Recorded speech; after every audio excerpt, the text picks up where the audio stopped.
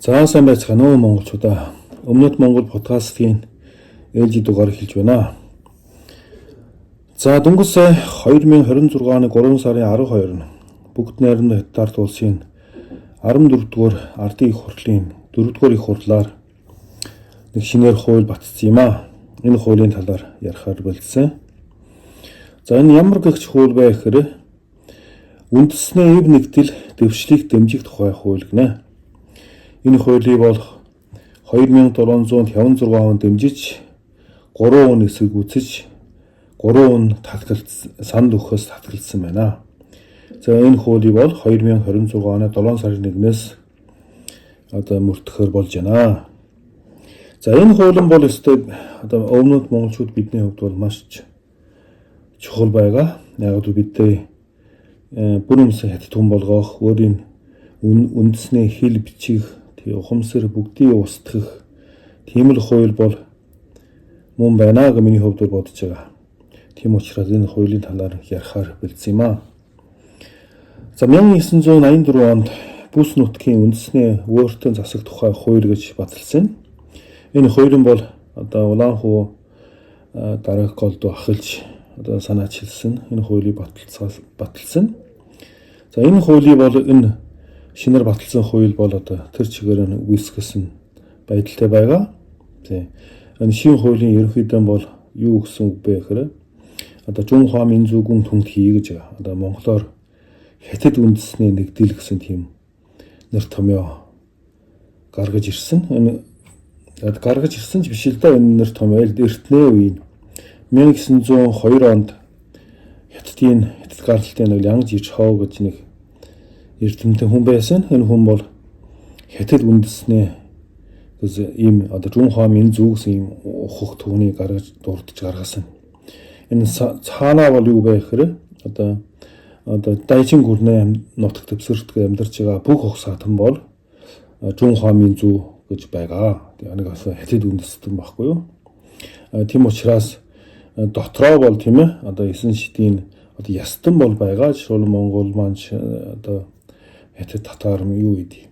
Түүнээс биш бол ерөөсөө нэг л үндэстэн гэсэн санаа бол гаргаж ирсэн. Яг энэ ерөнхийдөө бол энэ Дайчин гүрэн ер нь буруу тийшээ хандсан, нураг тийшээ хандж байгаа. Тийм учраас энэ Дайчин гүрний авч үлдэхийн төлөө ийм нэг үндэснээ шин үндэстэн нэр томьёо гаргаж аваад авч үлдэхэл зовлогтой шиг байна л да. Гэхдээ яг хятадууд Дайчин гүрний түрхэж унгахад бол энэ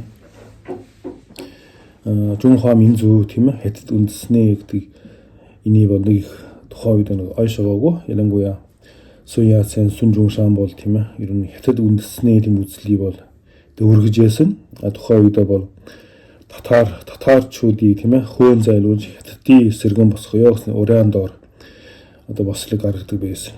Энэ хятад гэхээр ерөөсөн хятадын 18 мужид хятадын уугар нутгийн 18 мууч багтана л да. Манжуур, Монгол, Уйгур хотын төвдүүд бол багтдаггүй.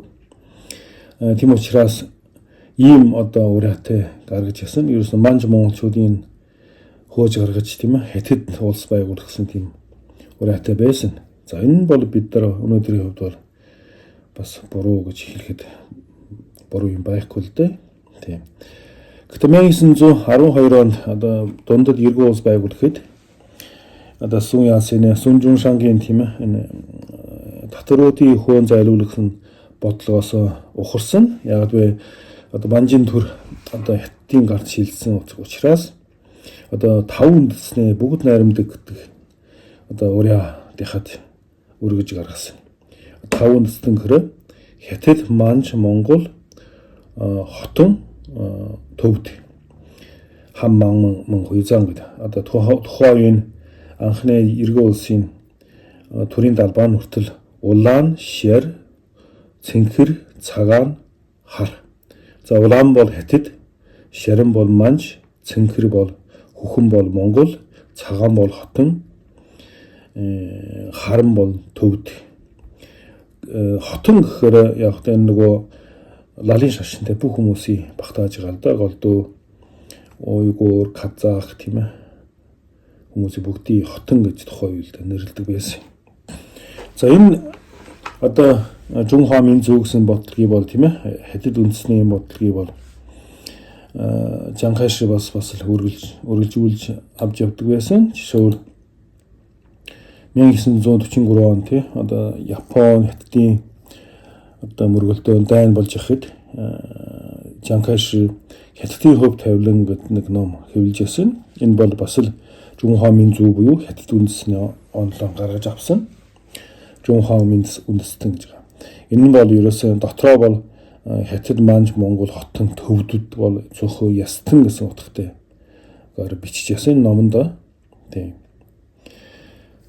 За ерөөсөө одоо 12 он Иргэн улс байгуулснаас хойш бол Жунхва Минзүү гэдэг бол тийм ээ бидний торгоонд хүчээр тогсон. Тийм. Гэтэ Азтек монголчууд бол ялангуяа гадаад монголчууд бол тийм ээ одоо салж чадсан, хятадаас салж чадсанараа тий зөвхөн өөр монголчуудыг бол Жунхва Минзүүдэн багтаадаг болсон. За 1915 оны Хяхтын Орос Монгол хятадын Хяхтын гэрээгээр гадаад Монгол бол автономид эрхтэй үлдсэн, өөр Монгол бол хятад Иргэн улсад үлдсэн. Тэгэхдээ энэ үед бол өөр монголчууд тийм ээ одоо 11 оны үндэсний одоо нөгөө хөвсгөлд маш идэвхтэй оролцсон учраас Иргэн улсны эсрэг маш эрчимтэй ажилласан учраас 15 оны гэрээнээ дараа бол өөр монголчууд бол одоо зовлон зүтгүүрийг бол хангалттай үдсэн. Тийм учраас энэ хятадаас яас салах талаар бол банкын арга зүй үйлчилдэг байсан. Тэгээ 1925 он тийм ээ Коминтер болон бүгд найрамдах Монгол ард улсын дэмжлэгээр өөр Монголын ардын хөвсгөл намыг байгуулсан. Тэгээд зөвхөн энэ зөксөх хүчтэй байсан. Харамсалтай 1927 он Коминдангийн нам тийм ээ одоо коммунист намын цэвэрлэх хөдөлгөөнөөр өөр ардын нам бас л дотроо хагарсан. Тэгээ сүүлдээ хүч мөхсдөд өөр Монголд нөлөө багтай болсон. За 1932 онд Манжуга улс зүүн Монголын хамарсан Манжуга улсыг байгуулсан. Одоо Манж, Монгол, Япон, Солонгос, Хятад энэ 5 үндэсний багтаас нь энэ Манжуга улс байгуулсан.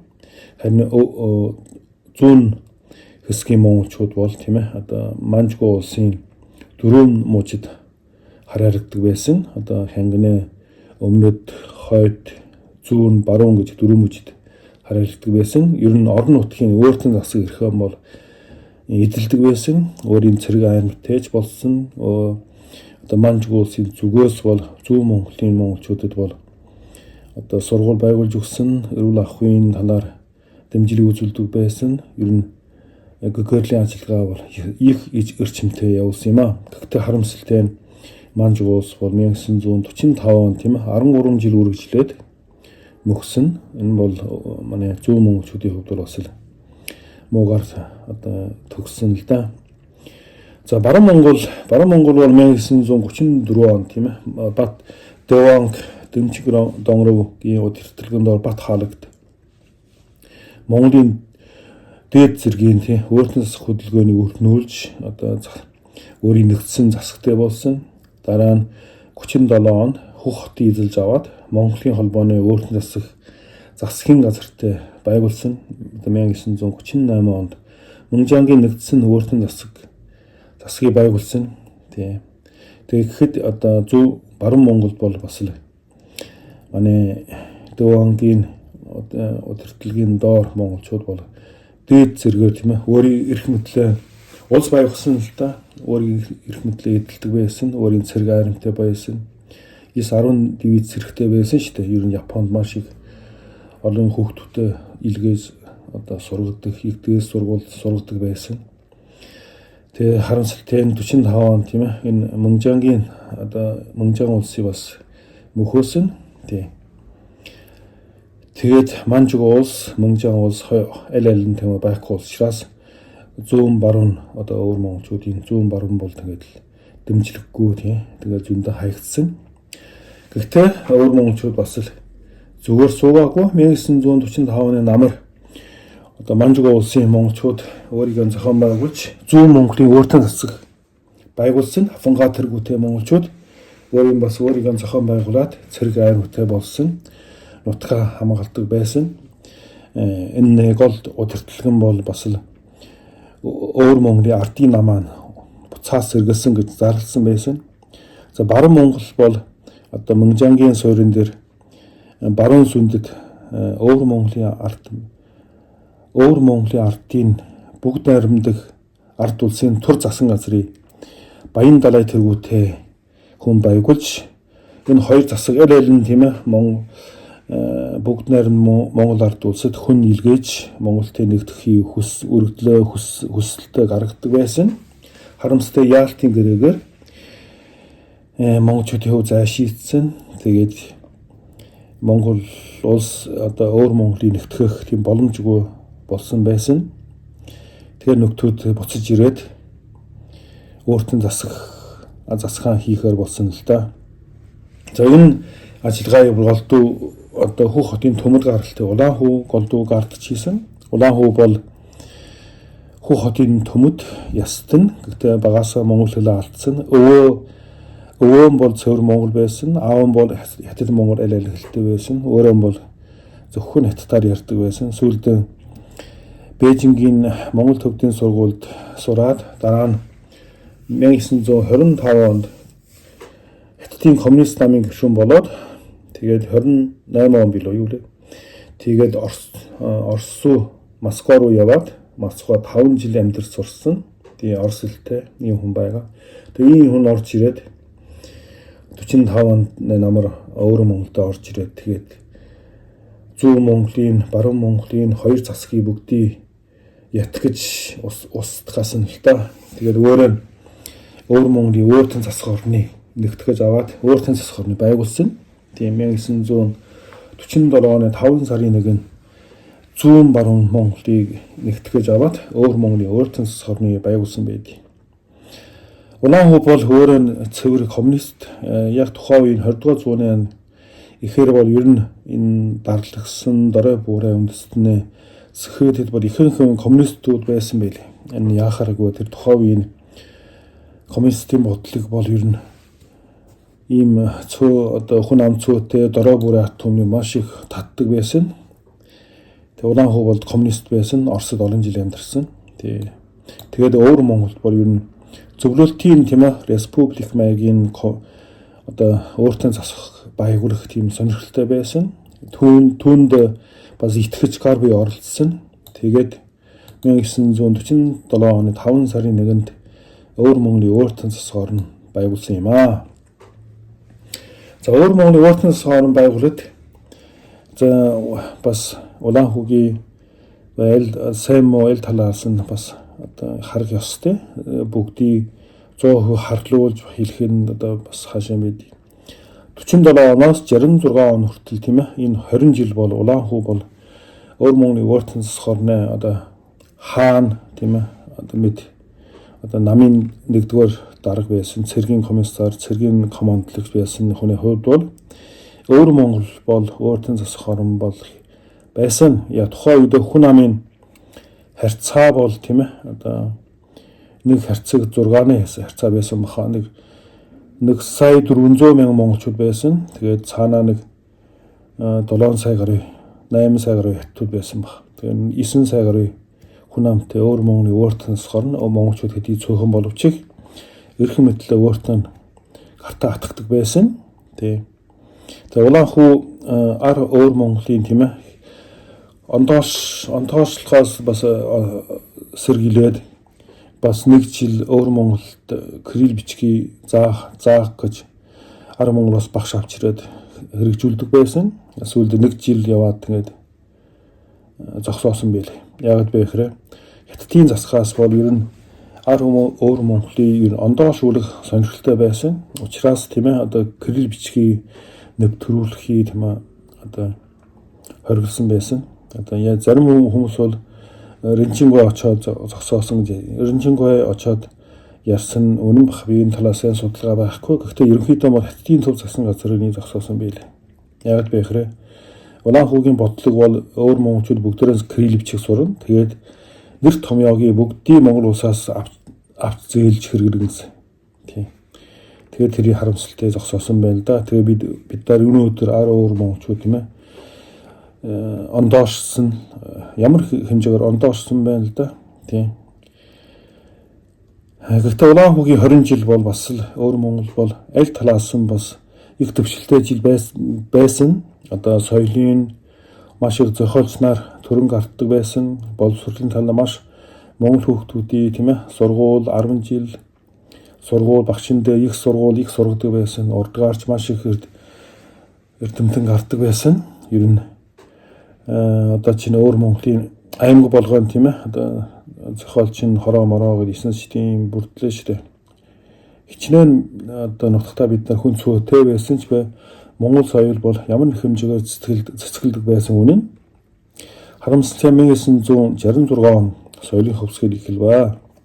Миний сүүлд би бодоод байна л да. Соёлын хөвсгөл эхлэн гэдэг чинь өөр Монголын тийм ээ харьцангуй одоо бие даасан гэх юм уу? Одоо бие даасан гэж хэлэхэд хэвтрүүлнэ л да. Харьцангуй тийм өөрийн тийм ээ монголчууд өөрийн бодлого явуулсан энэ бодлогыг бол тац зохих гэх тийм зохион байгуулсан ажиллагаа байсан. Тэгээд 1966 оноос Улаан хүүгийн Бээжинг дуудаад тэгээд Бээжингийн цэргийн тойрны дэд командлах Тэнгэр хаячин генерал 100,000 цэрэгтэй өөр Монголд орж ирээд цэргийн одоо дэглэм тогтоогоод тэгээд өөр Монгол бол тэгээд геноцид ажиллагаа явуулсан л да. Тэгээд өөр Монголын ардын намын малтах юм уу тийм ээ одоо улаан хүүгийн гархул гэдэг зөндөө юм болсон. Тэгээд сая 400,000 монголчуудын 300 гаруй мянгийн баривчилсан. Тэгээд 30,000 хүн алдсан. 120,000 хүн бол эрэмдэг зэрэгдэг болсон тийм мэдээ байгаа л да. Тийм.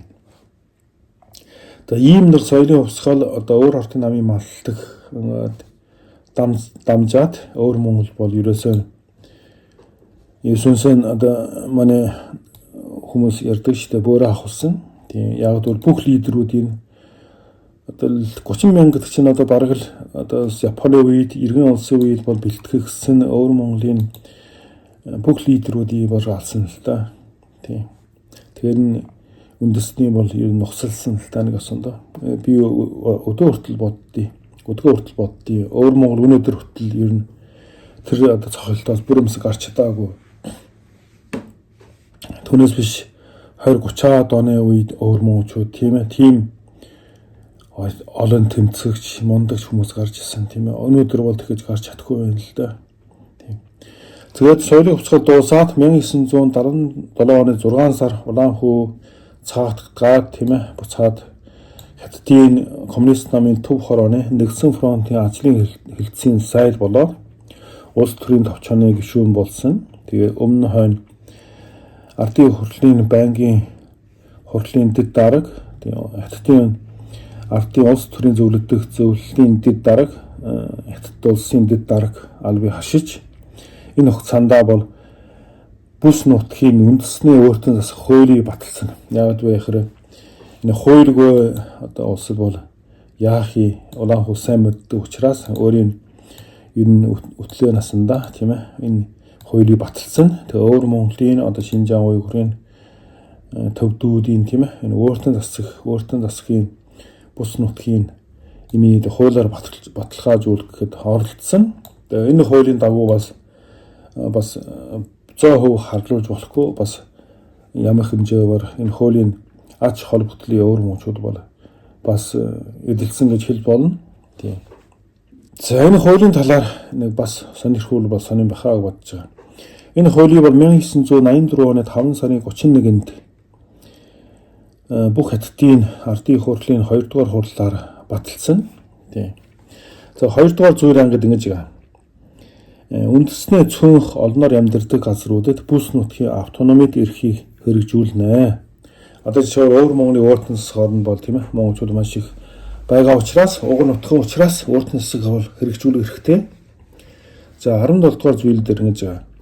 Ууртан засаг орны дарга ууртан засаг одоо жөөгийн дарга, одоо аймгийн дарга, өөртөө засах хошууны дарга нь бүс нутгийн өөртөө засах эрхийг хэрэгжүүлж буй үндэснээ иргэд байна гэж байна. Нэг ёсондоо өөртөө засах хорны дарга, өөртөө засах аймгийн дарга, өөртөө засах хошууны дарга бол тийм ээ. Заавал тэр үндэсний хүн бол хашиг ёстой гэж хуулиар батлсан байдаг.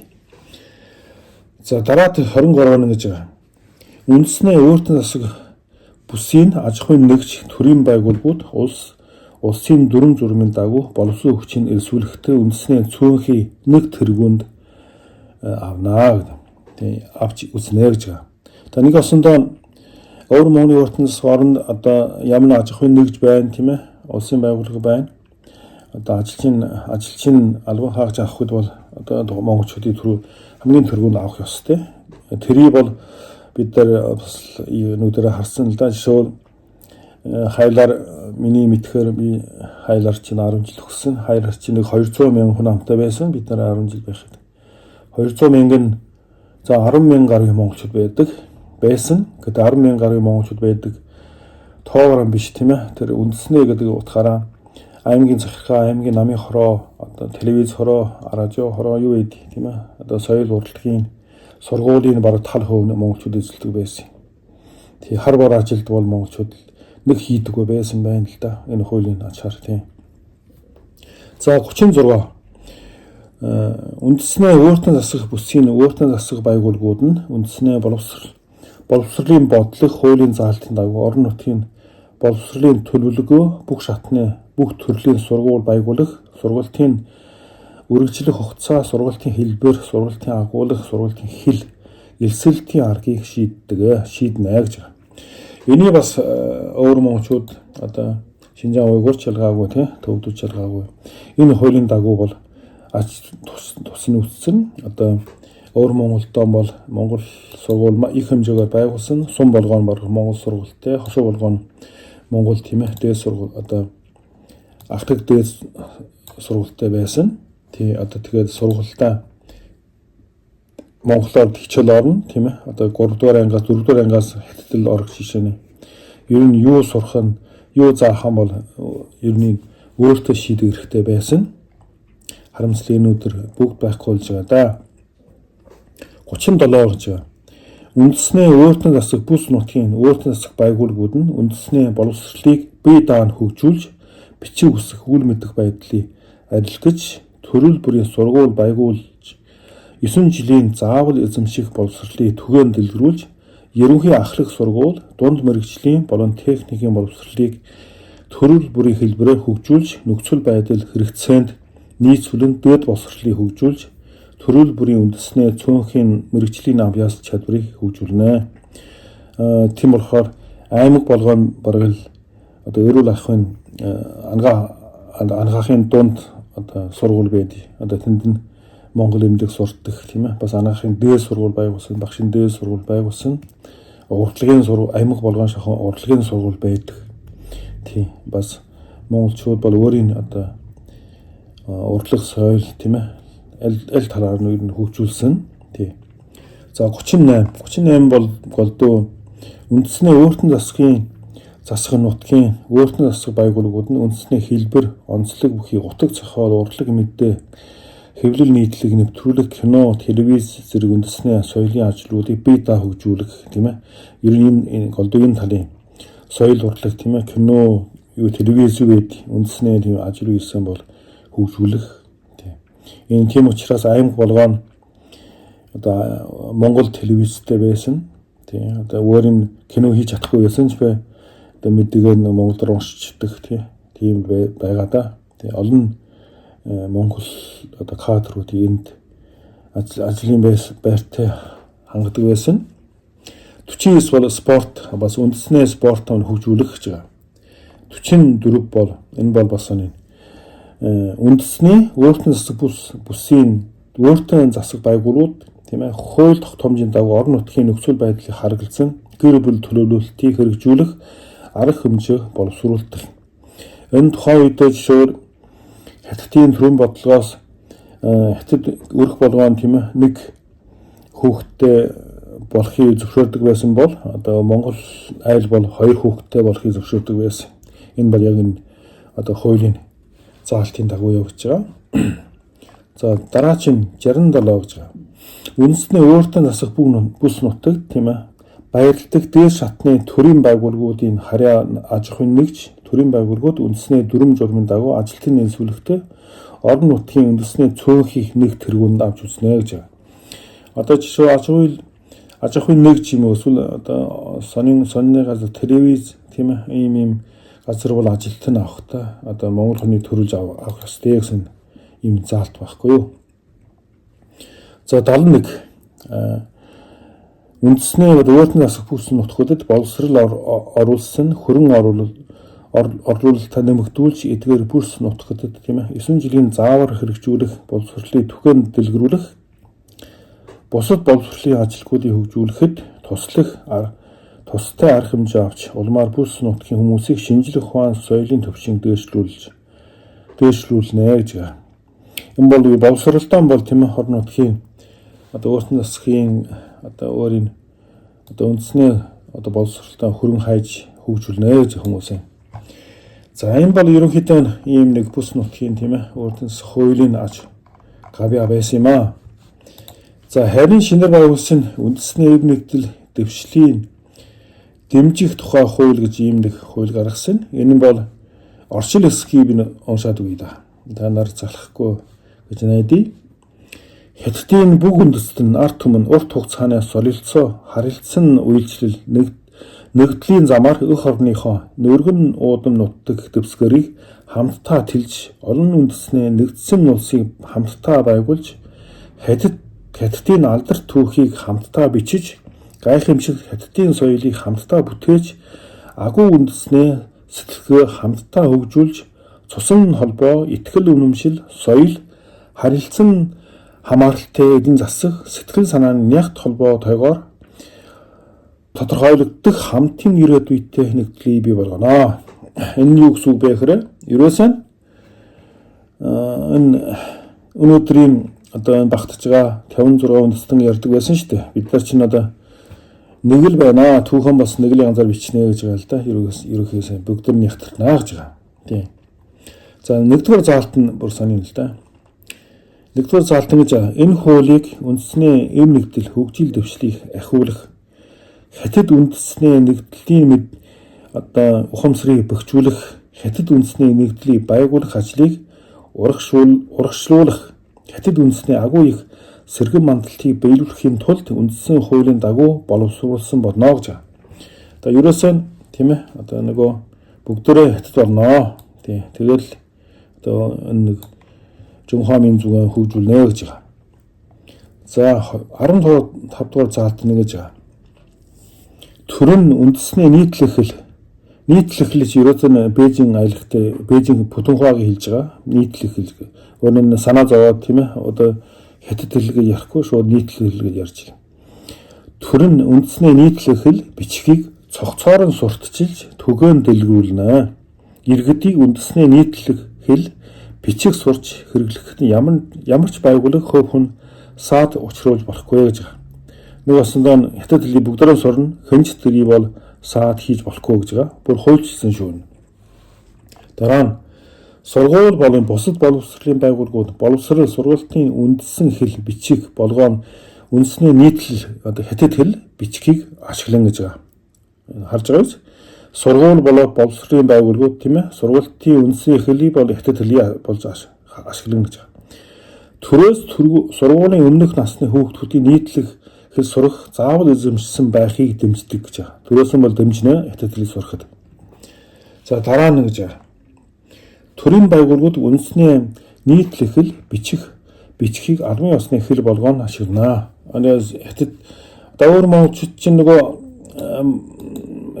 худлаа үнэн одоо нөгөө хаяг нь монгол хэл хаяг зоодог байсан тийм ээ монголоор ярихад болдог байсан. Одоо бол тэгээд хуульчилсан болохгүй гэж байгаа. За дараа нь төрийн байгууллага, олон нийтийн байгууллага, аж ахуйн нэгж болон бусад нийгмийн байгууллагууд орон нийтийн газар тийм ээ үндэсний нийтлэх хэл бичиг үсэг болон цөөнх хэл бичиг үсгийг хоёуланг нь арчлах шаардлагатай үед байр суурь дэг журмыг хувьд бол үндэсний нийтлэх хэл бичгийг онцгойлон тэмдэглэх хэрэгтэй гэж байна. Одоо нэг осондоо хоёр бичгийг яахааргүй тийм ээ одоо нөгөөд нь хятадл юм уу мэддэг байлаага бодъё л да. Тийм болохоор энэ хоёрыг бол одоо дэг журам тийм ээ байр суурийг бол одоо хятадлыг бол хамгийн чухал нь тавих ёстой. Одоо нэг шоо гадаа хайг зоолооход хятадл нь бол дээр нь зоох ёстой. Монгол хэл нь бол доор нь байх ёстой гэсэн ийм утгатай байна л да. За 16 дугаар зүйлийг зааж байгаа энэ шинэ хуулиар бүх шатны болон төрийн сургууль болон бусад боловсролын байгууллагууд хятадын үндэсний нэгдлийн хүчтэй ухамсарыг боловсролын бүх үйл явцад нэгтгэж үүнийг танхимын сургалт, нийгмийн дадлаг, сэдвчилсэн боловсрол, онлайн боловсролыг хослуулан боловсролын системд оруулах ёстой гэж байна. За юу гэсэн энэ одоо нөгөө Жунхва Минзүүсийн ийм ухамсарыг бол бүх сургалтын одоо арга хэлбэрээр тийм ээ нэвтрүүлнэ гэж байна л да энэ хуулинд бол. За 17 гэж байгаа. Энэ бас айгаа сонирн байлээ. Төр нь хятад үндэснээ бие даасан түүхийн мэдээллийн систем, хэлэлцүүлгийн систем, онлайн системийг бий болгохыг дэмжих. Их дээд сургууль, судалгааны байгууллага болон бусад байгууллагуудыг дэмжиж хятадын үндэсний нэгдлийн гол үндсэн асуудлын судалгаа бөхжүүлж хятад үндэстэн болон хятад соёлын иргэншлийн олон ургалж нэгдмэл хэв маягийн түүх утгыг тайлбарлаж хятад үндэсний үүсэл хөгжлийн цаад зарчим онол философиг илчилнэ гэж. За энэ юу гэхээр түүх юм уу тийм ээ юу гэдэг бүгдий одоо тэгээд бид дээр үеэс нэг байсан юм аа гэж одоо түүх мөөгөн сайхан тэгээд найруулж бичих ёстой. Одоо хуурамчаар одоо дээр үеэс нь Монгол бол хятад байсан юм аа гэж бичин гэсэн үг байхгүй юу? Дээр үеэс нь уйгуур хятад байсан юм аа гэж бичнэ гэж байгаа. Бүр одоо цаана онол философийн үндсийг гаргах гэж байгаа. За 29 гэж байгаа. Төр нь бүх үндэсний соёлын харилцан суралцах нэгдэхийг дэмжиж бие биенийхээ уламжлалт соёлыг үнэлж бие биенийхээ хэл бичгийг сурахыг дэмжинэ гэж байна. Одоо ерөөсөн бие биенийхээ соёлыг хэл бичгийг сурна гэж байна. Гэхдээ миний мэдхээр хятад хүн монгол хэлийг сурсан, сайн сурсан, эзэмсэн хүн бол за өөр Монголын уртан засвар байгуулсан одоо хэдэн жил болж байгаа тийм ээ. 80 жилийн түүхэнд болж байгаа. Гарын 13-нд багттан хилэндөө баргал тий. Цөөхөн хүн байгаа тий. Одоо нэг лаасрын дуучны ихнэр нөхөө хятад хүүхэн байдий. Тийм ээ жууллагийн ач блүү жээч блүү. Тэр нэг хятадлын сайн сурсан. Ерөнхийдөө хятад гаралтай монгол хэлийг сайн сурсан хүн бол бие л мэдхгүй юм байна. Харин хятадлын монгол хүн бол сайн сурсны бол захаар дүүрэн байд юм да. За 40 ингэж гал да. Төр нь иргэдийн гэрэлтийн эрх чөлөө хамгаалдаг гинэ. Ямар ч байгууллага хувь хүн үндэс ухсаа, ёс заншил, шашны итгэл үнэмшлэр гэрэлтийн эрх чөлөөнд халдаж болохгүй гэж байна. За юу гэсэн үг вэ гэхээр одоо өөр Монгол энэ бол харьцангуй бага. Одоо нэг шашин машин энэ ойлцоо ижил байгаа бол тэр юм уу. Тэгээ одоо хятад хүнд суулаа гэхэд аав ээж нь хятад Монгол гэх ярихад шашин машин ярихгүй л да. Заншил бас жохон зөрүү байгаа. Энэ бол голдуу уйгурууд казак хөтөж оруулсан юм байлээ. Нөгөө төл чинь бол ларын шашинтай учраас хятадтай тийм ээ ер нь гэрдэх дурггүй. Тийм болохоор ямар ч хүн бол тийм ээ шашны шалтгаанаар бол ёс заншлын шалтгаанаар бол эргэжлөө нь халж болохгүй гэж хуульчилсан байна шүү. Одоо та нар одоо бүгдээрээ нэгэд одоо харилцан суугаад тийм ээ одоо бүгдээ уусаах хууль байхгүй. За энэ талаар BBC-гээс тийм ээ хятад улсад суугаа Стефен Мактонел гэх хүн бас мэдэрсэн байна л да. Энэ хүн ингэж бичиж байгаа. Энэ хуулийн бол бусад хэлний статусыг бууруулж мандрын хэлийг нэн тэргүүн тавьдаг, мөн үндэстэн хоорондын гэрлэлтийг хязгаарласан аливаа үйлдэлийг хориглосноор хан үндэстэн болон хан хятад болон бусад үндэстний цөөнхийн хоорондох гэрлэлтийг дэмждэг гэж. За бас ингэж энэ хууль нь 1949 оноос хойш албан ёсоор хүлээн зөвшөөрсөн үндэсний олон янзын байдлын дарангуйлах зорилготой ойрын үеийн бодлогын эрс өөрчлөлтөд нийцэж байна гэж. Дараагийн үеийн хүүхдүүд одоо тусгаарлагдаж төрлөх соёлоо мартахаас өөр аргагүй хурж байна гэж ингэж бичиж байгаа. Корнел их сургуулийн захиргааны судлалын дэд профессор Ален Карлсон бас ингэж ярилцлага өгсөн байна. Энэ хуулийн Ши Жинпиний удирдлагын дор бүгд 8 хятад улсад хятад үндэстэн бус хүмүүс хятад үндэстний олонхтой нэгтгэхийн тулд илүү шаргуу ажиллах ёстой бөгөөд хамгийн чухал нь Бээжинд үнэнч байхаа тангарлах ёстой гэдгийг урд өмнөөсөө илүү тодорхой болгож байна гэж. За Deutsche Welle тийм ээ бас ингэж мэдээлсэн байдгийг 2020 оноос өмнө Өвөр Монголын урдс орны сурагчид ихэнх хичээлийг монгол хэл дээр үзэх боломжтой байсан. Гэвч тэр жилдээ тийм ээ шинээр сурагчид монгол сураг бичихээ цааш сурахыг зөвшөөрөхөө болж зөвхөн хятад сураг бичих ашиглахыг зөвшөөрсөн болохыг олж мэджээ. Энэхүү бодлогын өөрчлөлт нь томоохон эсэргүүцлийн өдөөч улмаар эрх барьчид үүний дарж дахин боловсрол олгох кампанид ажил өрнүүлжээ гэж бичсэн байдаг. За 20 он бол бид 6 жилийн мэдж байгаа л да. Одоо хол хэлний бодлыг эсэргүүцээд дэлхийд даяар монголчууд одоо эсэргүүцлээ гэдэг харамсалтай дарагдсан. Өнөөдөр одоо шинэ хуулиар батлаад одоо хятад амьдарч байгаа хятад бус үндэстний бүгдийг одоо хятад болгоо компани ажил эхэлж байгаа л да тийм. За шинэ хууль тийм ээ улсын төвчийн цөөнхийн хэлийг сургалтын хэл болгон ашиглах болохгүй гэж зааж өглөө гэж байна. Тийм. За өшөө цаашаа мөн уг хуулийн төсөл өөр үндэсний бүргүүдийн хоорондын гэрлэлтийг дэмжих зорилгоор үндэс ухсаа ёс зан шашны ихтгэл үнэмшлэр гэрлэлтийн эрх чөлөөнд хөндлөгөөс оролцохыг хориглосон.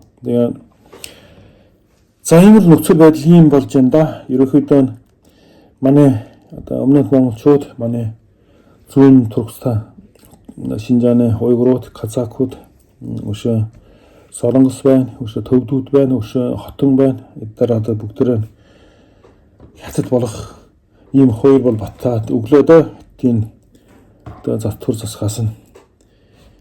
Тэгэхээр манай өвөр монголчууд одоо өөрийгөө хичээн л да. Бид нар одоо өнөөдөр бол одоо эсэргүүцэн үнэхээр өстэй хүний эрхийг дээд зэрэг зөрчиж байгаа. Ийм соёлын геноцид ажиллагаа 90-70 явуулж болдгийг бол дэлхийгээр харж байгаа л да. Гэтэ өнөөдөр геноцид ажиллагаа бол ер нь хүмүүс тоохон болсон ийм зөөн цаг үе бид амьдарч байна. Тийм учраас өмнөд монголчууд бид тийм ээ хүн бүр гэр болгоон тийм өөрийн хүүхдтэй би монгол хүн шүү. Монгол хэл их хэлээр сурах ёстой. Зан заншлаа өвлүүлэх ёстой гэдэг ухаарах хэрэгтэй.